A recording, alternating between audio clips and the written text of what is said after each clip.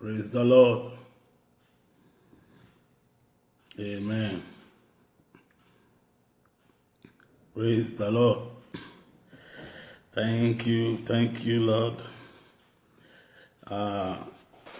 Friends and body of Christ, I greet you in the name of the Lord. Once again, I'm live on Facebook. Some of you will say, I don't frequent online. Actually, I don't just come online and begin to say what I'm not led to say. I only come online when I'm led by the Spirit, when I'm directed, when I feel something is important. Otherwise, I won't just come and be saying anything.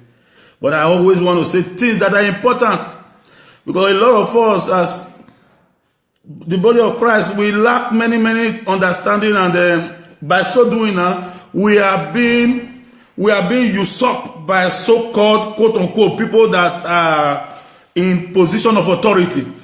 That is what I came to talk about today, spiritual authority. Now you may ask, what is spiritual authority? Because a lot of us have been duped by that word, spiritual authority. Yes, there's spiritual authority. But if you miss the context or the appropriation of that word now, you will be misled as well. Praise God. So that was spiritual authority. Now Jesus will say in the book of Luke chapter 10, verse 18, he said, I beheld Satan fall like lightning from heaven. So Satan, Jesus did not say he fall like a stick or like a bird. He said like a lightning. That word has an impetus and a kind of that means that word is a word that has a great meaning, because Satan does not have two horns on the head and red suit like so many people think. Satan is a spirit, so Satan can disguise himself, and no marvel is ministers to false apostles parading the work of God to their own interest. So spiritual authority today is my topic, where I want to talk about. Now Jesus will say, I give unto you power, I give unto you authority over serpent and scorpions. That word serpent and scorpion, it simply means demonic powers. So he gave us authority over spiritual powers of darkness. In the book of Ephesians chapter 6, he said we wrestle not against, he said the weapons of our warfare are not carnal, but are mighty through God to the pulling down of strongholds. That is 2 Corinthians. But we wrestle not against flesh and blood, Ephesians chapter 6, but against also spiritual wickedness in high places. That is the spiritual authority God gave to us over those demonic powers. Now you may have problem with a friend, and that person is being led by a wicked spirit, is being used by Satan.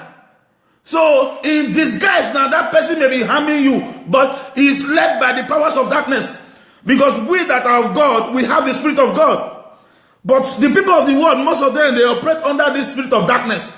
So the spiritual authority that has been given unto you is the spiritual authority over wicked spirits. So the authority is authority over powers of darkness. Now, spiritual authority is not over any other human being like yourself. You really have no authority over any other human being. Most especially the human being that Jesus Christ has bought with his own precious blood, redeemed with his precious blood. Then you say you have authority over that person. That's not true. God did not give you authority over a human being like yourself. He gave you authority over the powers of darkness. That is the power he gave to you. I want to take you quickly to the book of Romans chapter 13. I want to quickly pick a point there, because that is where most people have been hijacked with that word spiritual authority. Romans chapter 13, I will read from verse 1 quickly. I want to just open this word to you. Paul will write here, say, let every soul be subject to the higher powers, for there is no power but of God. The powers that be are ordained of God. Whosoever therefore resists the power, resists the ordinance of God, and they that resist shall receive to themselves damnation. What power is Paul talking here? Paul is talking about governmental powers.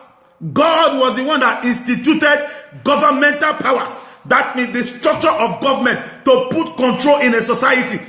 Governmental powers. That is why the Bible said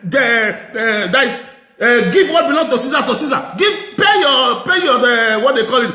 Pay your as you are responsible to pay your tithe. You pay your tax to the government. Otherwise, they will put you in a kind of a stroke, because God put government in place. So the government, Paul is talking here now, he's talking about the higher power, the authority of the government.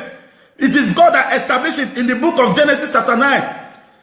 After the flood, God told Noah how to control the people, how to put things in order, how to organize the society. So that power was ordained by God, governmental powers.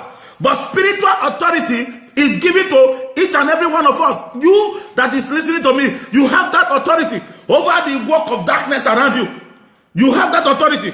Now the problem is that if I use my own authority right, and you say, hey, God gave me great power. No, God did not give me great power. He gave you the same power. That spiritual authority is for you too, to control your environment in terms of the manipulations of the powers of darkness. The spiritual authority is not for me to lord over you. The Bible says God is not a respecter of persons. So if God give me a greater authority because I'm a man of God, and he gave you lesser authority, that means God respects people. No, that is not true. So spiritual authority is authority over the powers of darkness. He said, I give unto you power. That power means authority over serpent and scorpion, over wicked powers of darkness. That is the authority given to you. It did not give you authority to begin to claim the money of other people, so that you will not become rich. You will be the one that will fly private jets, because you have put people under bondage in the name of spiritual authority. No authority God gave you that is higher than the one he gave me. He gave us the same authority. Now, that is your own passion of the work of God. Is very vital. No matter who you are, whether you are washing plates or cleaning ground, doing usher, you have authority, you have power, and God is the one that gave it to all of us. So the spiritual authority, most of today, people are using it to usurp others. Use it as a position of bring that is, you will form their resources, their wealth, in the name of they have spiritual authority over you. No, nobody has spiritual authority. This is why we need to go back to the Bible, know what it says, so that we will not be brainwashed by so-called false apostles. That's what they are. To tell me that you have I am telling you now that I don't have any spiritual authority over you. The authority I have is the authority over the powers of darkness. And that power is to do the work of God. Not to control human beings. Not to put people in bondage. It says, stand firm in the liberty where Christ has made you free, and be not entangled with the yoke of bondage. So when you lose your place, when you think that somebody has authority of knowing God more than you miss the understanding of the word of God, and you begin to look for what God has already given to you. The good things that God has deposited inside you, you will not allow them to manifest, because you are looking for, yes, some people know more than some, but the know more than you is to put you in the right way, to see the same light that I saw, not to have authority over you, over your tithes. And let me say something very, very clearly right now, because Bible says, prove me now.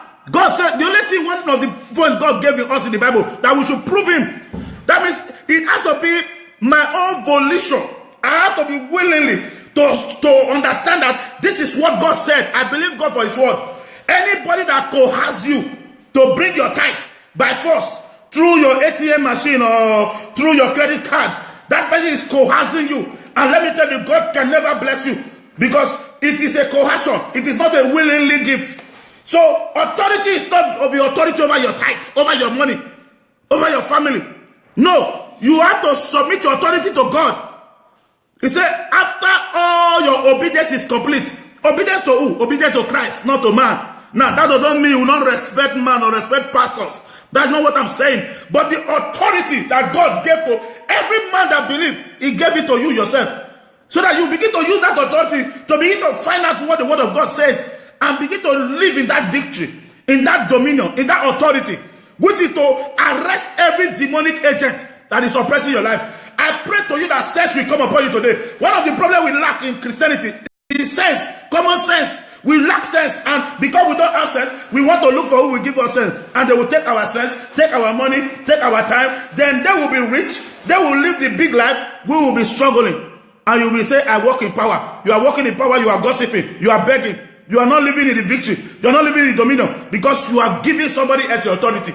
No, that authority is on you today. I pray in the name of Jesus, may illumination come upon you, may spiritual enlightenment come upon you, for you to know that you are a royal priesthood, a peculiar person. You are the apple of God's eyes. That authority is your own. You cannot be coerced. Anything that God wants to do through you, He will do it through you, through your willing heart.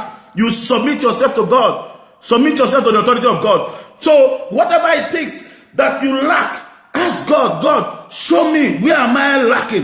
What am I missing you? And God will reveal it to you, because that authority He gave to every man equal, because it's God that gives.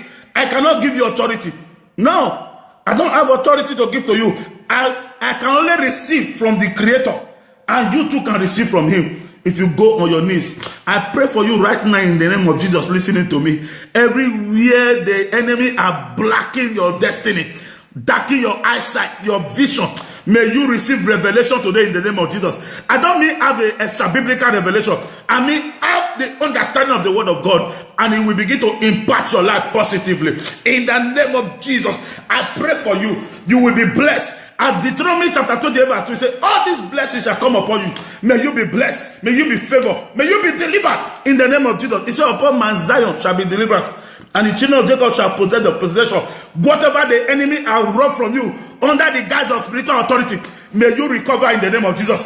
May you be restored in the name of Jesus. May those shackles fall down in the name of Jesus. I pray that the presence of God, as I'm feeling it here right now, come upon you in the name of Jesus. Illumination come upon you in the name of Jesus. The light begin to shine upon your destiny right now in the name of Jesus. God is omnipresent. He's everywhere. Just as I'm feeling it here now, you will feel the same. Your life will not remain the same. That authority, Jesus died for it, for you to have it. May you have it in Jesus' name. God bless you. God bless you.